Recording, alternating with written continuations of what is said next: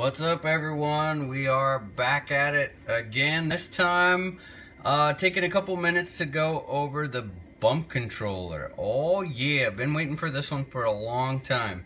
So I thought I'd give you guys not too in-depth of a review or anything, but just kind of a quick rundown of the features, how it works, and then we're going to go ahead and set up a battery. First off, I have my dual power lab here.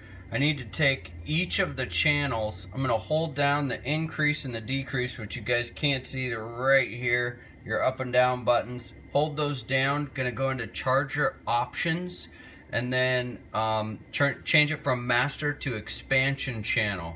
Now I'm going to have the first charger over here set to channel 1, charger number 2 over here set to channel 2, and then your wires that normally would come out of the back right here and here, those plug up into the bump controller under port 1 and port 2 there. Simple. Now the dual power lab is all set up. That's all you have to do. Okay, so next step here, now at the top of the screen, this up here determines which side of my dual power lab I am using. When you're programming, it does not matter which side you're on. Bear with me, I just got this set up about 15 minutes ago, so if I stop or stutter or go, just give me a minute. So we're going to go over to channel 1 here. Here I have my trusty OptiPower. This is a 12S 2700 30C pack. This is my speed pack for the 500 SS. We have our little bump compliant tag on the back, and I have not programmed this. So we're going to go ahead and set this up. Now, one thing before we start, these tags here, this is a one-time only write process. They will give you a warning, which I will show when you hit a certain part into the programming. Once you pass that point, you cannot go back. These cannot be reprogrammed. They're not very expensive, but just be aware of that, and I'll show you where I also made a mistake and ruined one because of it. Yay, get to learn from me. Alright, so here we go. Nothing on our screen here. This is pretty much just kind of like your normal screen. You can go over into your cell voltage, your cell IR. Here's the supply information. So I have a 24 volt supply with no amperage going through it right now. Temperature, we have the charger temperature and the bump controller temperature. Setup and info, I don't have anything on because I have no batteries plugged in. If we go under options, we can select which ports we want on. We have a volume. You can calibrate the touch screen, and you can change the screen layout from vertical to horizontal. I prefer it on vertical, which has your ports up at the top. Okay, so here we go. Right there, we're gonna take this bad boy, hold it, there we go. So it found it. Now it says select setup to configure the tag for use with one or more of your batteries. So we're gonna go into setup. First off is the chemistry, which might be kind of hard for you guys to see there. I'm going to choose LiPo. Cell max voltage is 4.2 volts, which that's where I want to keep that. Cell minimum voltage is 3.3 volts, which I will keep that there. We have back, cancel, and next down here. Now it's kind of tough to see. We're going to go next. Next screen is battery ratings. So cell count is first. Now this is the way that they have this set up. This is actually a 12S pack, so that's how I'm going to put it in here. 4 and 12S, and now the next line down says packs, and it shows 2 6S, and that's how this is going to be set up. So we are set up this a 12S total, 2 6S packs make this complete flight pack. Capacity. Now we got to set our capacity. This is one thing that I'm kind of a little on, is the scrolling to go way up takes a while. A 5,000 milliamp pack is no fun to program in because we just have to sit here and wait. And it doesn't seem to be very smooth, so kind of one little quirk. Okay, we're going to go up to 2700. Again, correct.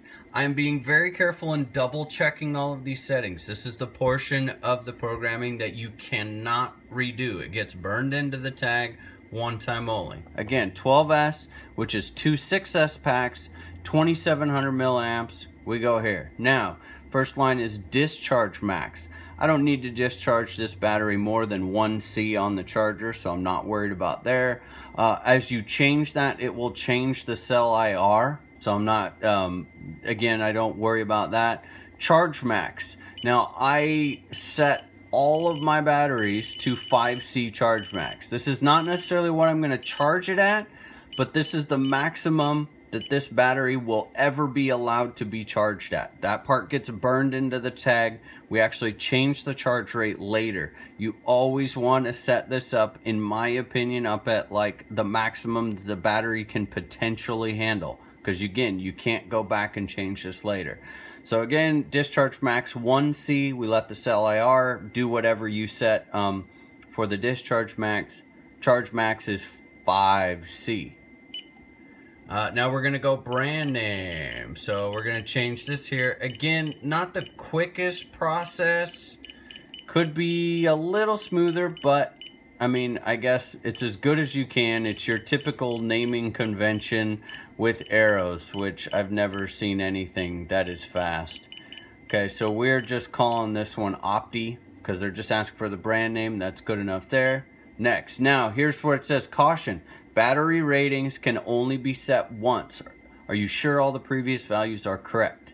They are, so we're gonna hit continue. That's set in there, done, never coming back out.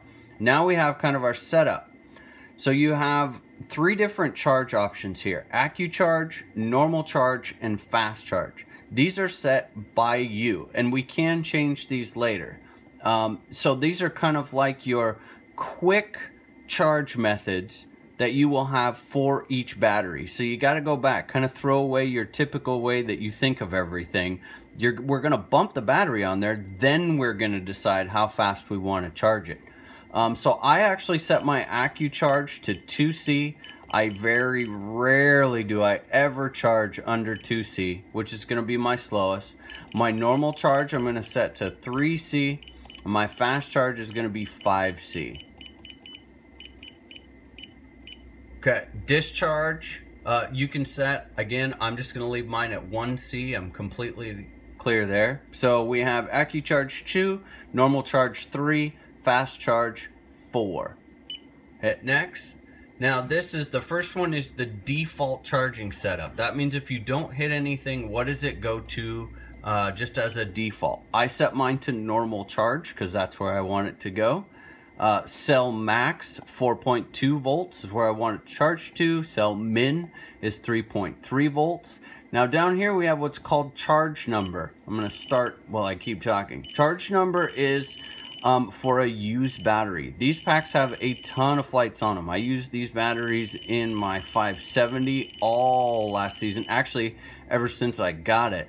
So I'm actually going to put, I would say between the, I don't have the exact number here.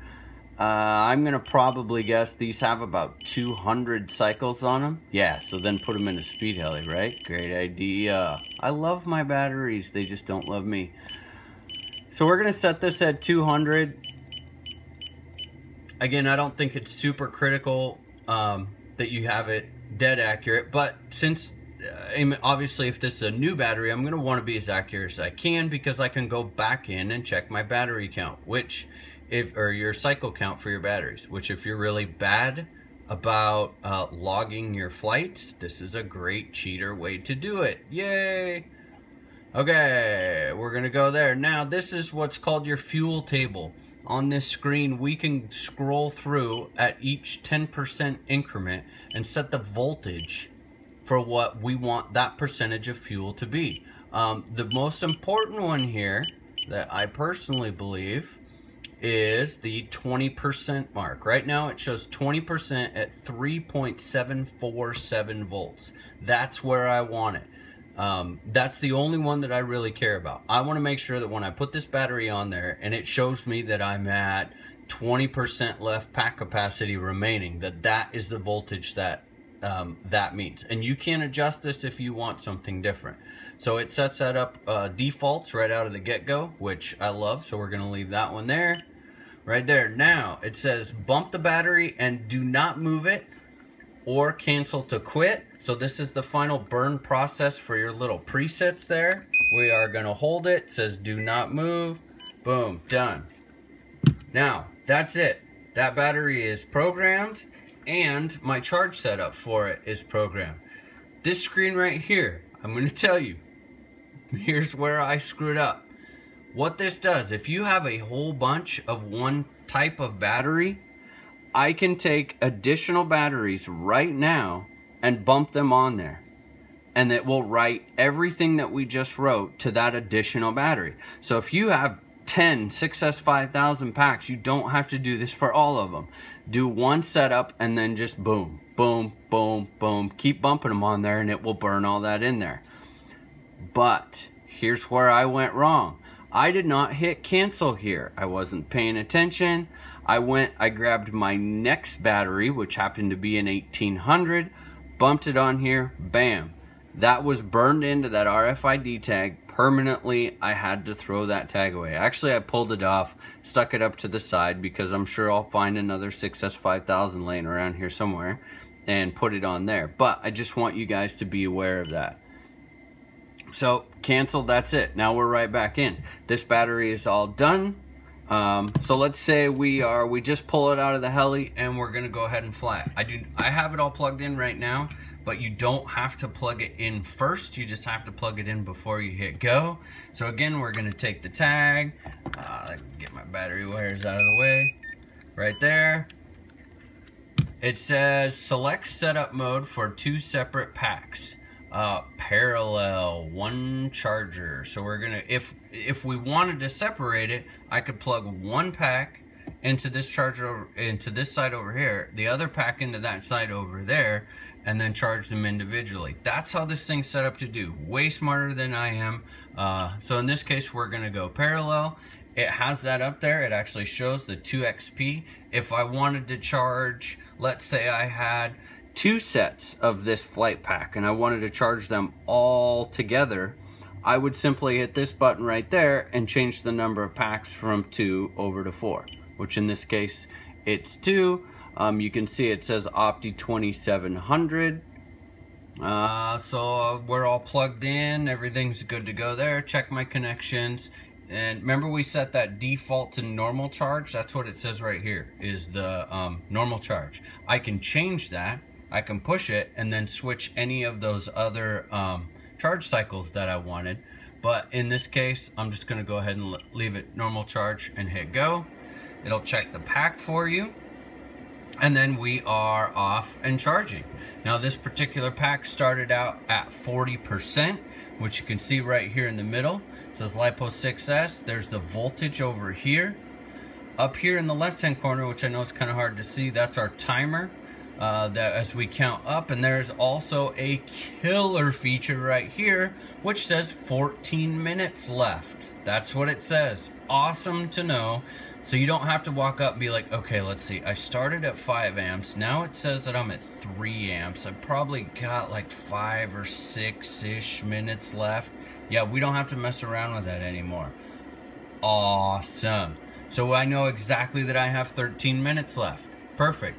Here's all my cell voltages down here. Again, we can check the cell IR as we go across here, which obviously it hasn't been charging long enough to check that. Here's our supply. We're sitting at 24.63 volts on my power supply, and you can see the amps are starting to climb. Again, charger temp setup right here. This shows my current charge setup. So we're in the normal charge mode, LiPo 6S. 5400 milliamps. It did all of the math for me. We're charging at 3C, which is 16.22 amps total. Again, that's for both batteries. And we're going to 4.2 volts max. And then it also shows you what part of the charge status you're in the information part over here. So the status is charging, and then in parentheses it says full power. So it'll show you what's in it when it's in balance mode. It will show you when it switches over into constant voltage mode. Awesome. All of this right off of literally one screen. Everything right here on the one. Now, let's say, okay, that battery's going good. I want to go over here to charger number 2 and do that. I'm just gonna hit right up here in the top 2 and I start all over. I can even charge on one side and start programming another battery on this one. doesn't matter. They're completely separate, but you can make them together if you need to, if you want to charge that way. So yeah, sweet deal. I look forward to digging into it a little bit more just to get super efficient at it. You do not, the only thing that was kind of right there off the bat that I went, a little bit, all of your presets that you made previously, you do not need them. Now, I did see, excuse me, I did see a post up a little while ago, or actually just yesterday or the day before.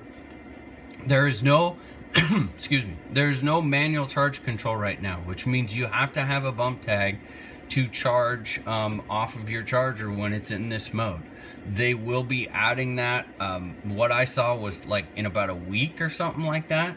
So you can continue to charge batteries that don't have bump tags on them. In this configuration right now, you do have to have a bump tag on there, but again, I think it's about a week, and it will be implemented for manual control, which is cool because I do use my charger to charge all sorts of weird stuff, car batteries. I have some camera flash batteries that I charge, that I was charging off of like my GT 500.